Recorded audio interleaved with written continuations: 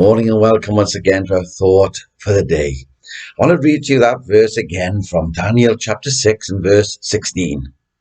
It says this: "The king commanded, and they brought Daniel and cast him into the den of lions." Then I want to read to you some words from Daniel chapter 6 verse 22, and it says this: "My God hath sent his angel and hath shut the lions' mouths." And so again today we're going to be speaking about the power of God in the most difficult of situations.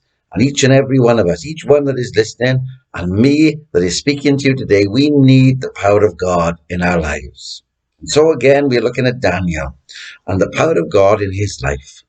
And the same power that worked in Daniel's life can be at work in your life. And that same power, friend, can be experienced by you and by me if we trust him, just like Daniel did. It said that evil men encouraged King Darius to sign a decree that there be no more prayer made to any god but to you, O king, they said. O king, they said, live forever. If any person disobeys, they shall be cast into the den of lions. And the king, filled with pride, established the decree. Oh, no one else is going to be able to pray to anyone but to me. Filled with pride, he signs the decree, and he signs the writing according to the laws of the Medes and the Persians, which could not be altered and could not be changed. But can I tell you something this morning that is incredible? I want to tell you today, friends, that God is above every man and every law that can be passed. And the only law that cannot be changed and the only law that cannot be broken is the law of God. You see, Daniel had a habit. Being told not to pray for 30 days was unthinkable to Daniel. How could he not pray? How could he not speak to the one that he loved so much? And so the Bible says Daniel knew that the writing was signed, and he went to the house, and with his windows open towards Jerusalem, he kneels upon his knees, and 3 times a day he prayed. And he gave thanks before his God, just as he did aforetime. This wasn't something new. This is what he always did.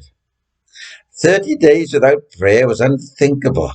You see, that meant 90 times of prayer to be missed, because Daniel prayed 3 times a day.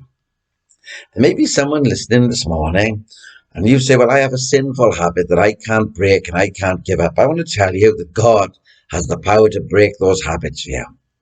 But here was a faithful believer, a faithful follower of Christ, caught up in a holy habit, which he could not and he would not break.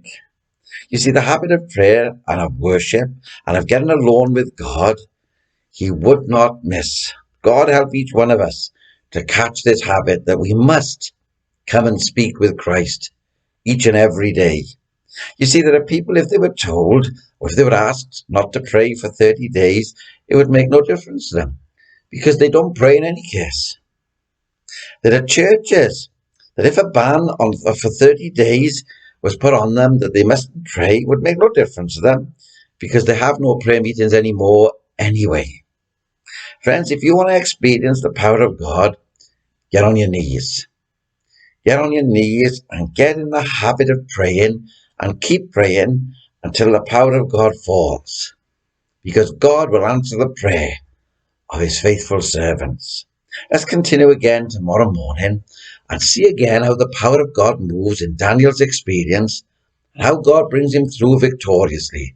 And what he did for Daniel, he will do for you.